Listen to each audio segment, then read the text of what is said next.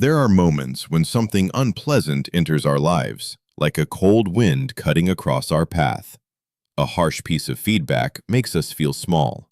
A rejection leaves us directionless. A minor failure, yet enough for the mind to imagine that the entire future is collapsing. And most of us fall into the same familiar reaction. Why is this happening to me? But what truly breaks us is not the event itself, not what someone said, but the wrong question we begin to ask. Life does not favor anyone.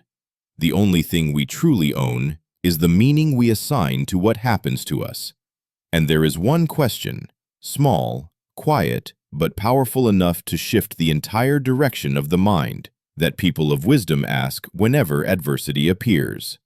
What if this is exactly what I needed in order to grow?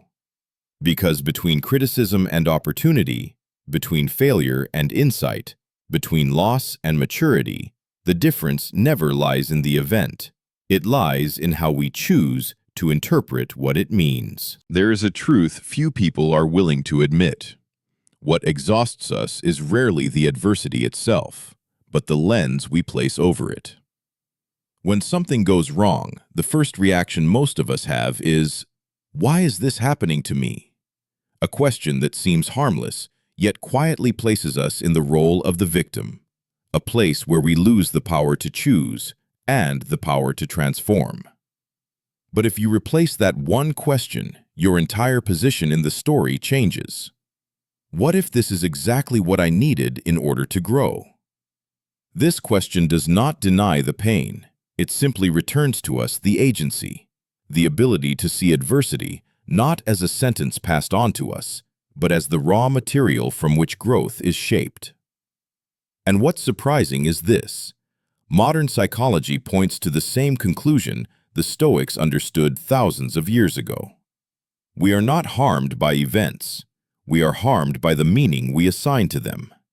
The people we call strong are not the ones who avoid difficulty, but the ones who can read within difficulty a small, often hidden opportunity to become clearer, wiser, and stronger.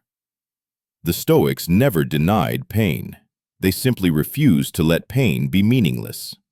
And this is the deepest shift in perspective. You cannot choose what happens, but you can choose the role you play within it, the victim or the one who grows.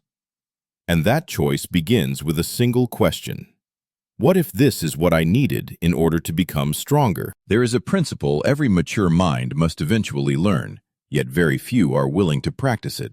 Adversity carries no meaning on its own. We are the ones who assign meaning to it. The same event can break one person and strengthen another. The difference is never in the event itself, but in the frame through which we choose to interpret it. Marcus Aurelius, surrounded by war, plague, and political unrest, wrote a line that continues to echo across centuries. The obstacle is not in the way. The obstacle is the way. He didn't write this from a place of triumph, but in the middle of struggle, when everything seemed to be turning against him. His mastery lay not in controlling circumstances, but in controlling the meaning he gave them, and that ability shaped one of the most steadfast leaders in history. In everyday life, this truth shows up quietly. A harsh piece of criticism stings, makes you defensive, makes you feel small. But if you step back just a little, you may see that it reveals a blind spot you will be grateful for 5 years from now. Adversity doesn't just test you, it reveals you, showing what is missing, what needs strengthening, and what you're finally ready to release. To cultivate this ability, we use a simple tool, Meaning Reframe. You do not fight the adversity. You shift the position from which you view it. And the practice begins with one quiet question, asked slowly, clearly. What if this is exactly what I need to learn right now? This question does not erase pain, but it opens a path that leads you out of complaint and into the beginning of your own growth. There is a truth we only understand once we've grown enough. Rejection is not an ending. Rejection is a reorientation. A door does not close to make you smaller. It closes to push you toward a path you were not yet brave enough or clear enough to see on your own. History is filled with examples, but few are as vivid as the story of Steve Jobs. He was removed from the very company he created, a blow most people would consider a total defeat. Yet that moment of being pushed aside led him to Pixar, to the reinvention of Apple, and to the most brilliant chapter of his career. In its deepest form, rejection is a subtle form of direction. In ordinary life, this pattern appears just as clearly. You miss out on a job you believed was perfect. You carry the disappointment for weeks, but months later, when that company enters crisis, or when you land a role far better suited for you, you realize, if I had gotten that job, things might have been worse. Rejection often hurts, but pain does not mean it was the wrong event. Sometimes it is simply life's hand nudging you a few degrees toward a better direction. To strengthen this ability to see beneath the surface of rejection, we use a gentle but powerful tool: Redirection Mindset. Not the question, why is this happening to me? But instead, where might this be guiding me? And the practice is simple, yet deeply effective. Each time you face rejection, write down 3 positive possibilities that this moment may be opening for you. They don't need to be certain, only possible. Because often, when you allow yourself to look just a little further, you see the truth. Rejection isn't diminishing you.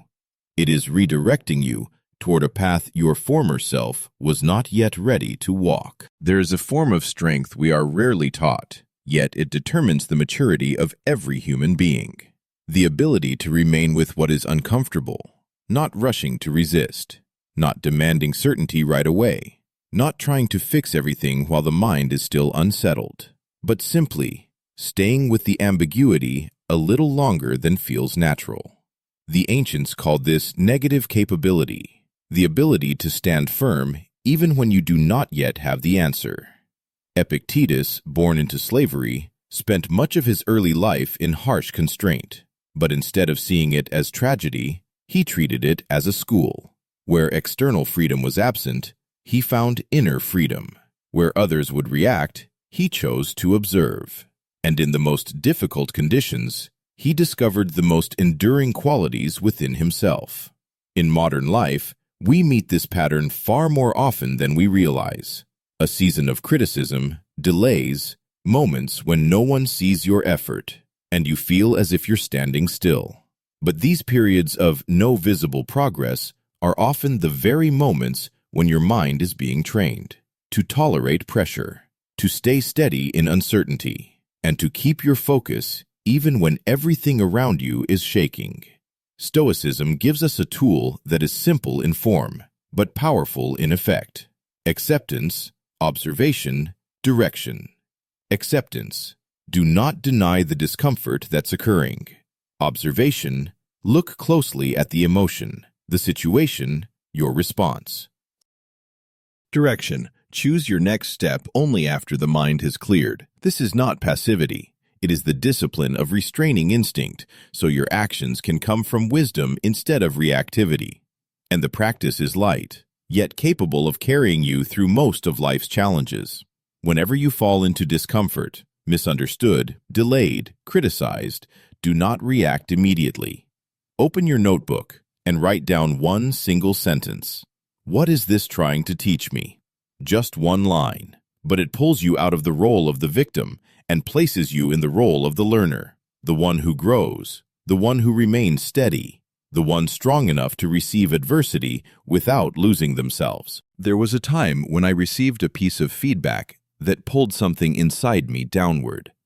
It was direct, so direct that it felt as if someone had placed a finger on the weakest part of who I was. My first reaction, of course, was defense. A part of me wanted to believe they were too harsh, too blunt, too lacking in sensitivity. But when the discomfort settled, I asked myself one simple question. What if this is exactly what I needed? That question didn't make the discomfort disappear. It simply opened a narrow sliver of light, just wide enough for me to see a blind spot I had never recognized before. And from that thin opening, I realized something. I had been reacting to life through a lens that was far too narrow, far too shaped by immediate emotion. Because the truth is this: sometimes the hardest words to hear are the ones that guide us most accurately. The initial sting was still there, still brushing against my pride, but it no longer made me shrink. It became a signpost, a quiet correction to the path I was walking. And in that moment, I understood something the Stoics have repeated for centuries. Change never lives in the event. Change lives in the meaning we assign to it. Not every difficult moment carries some grand purpose, but choosing to look for the opportunity within it, that choice alone can alter the entire course of a life. Life has never lacked difficult moments, and it never will. But each time we stand before them, we always face two paths: to shrink into the role of the victim or to expand ourselves through a new lens. Sometimes a single small question, "What if this is exactly what I need?" is enough to shift the entire current of emotion, enough to turn adversity into the quiet fuel of inner growth.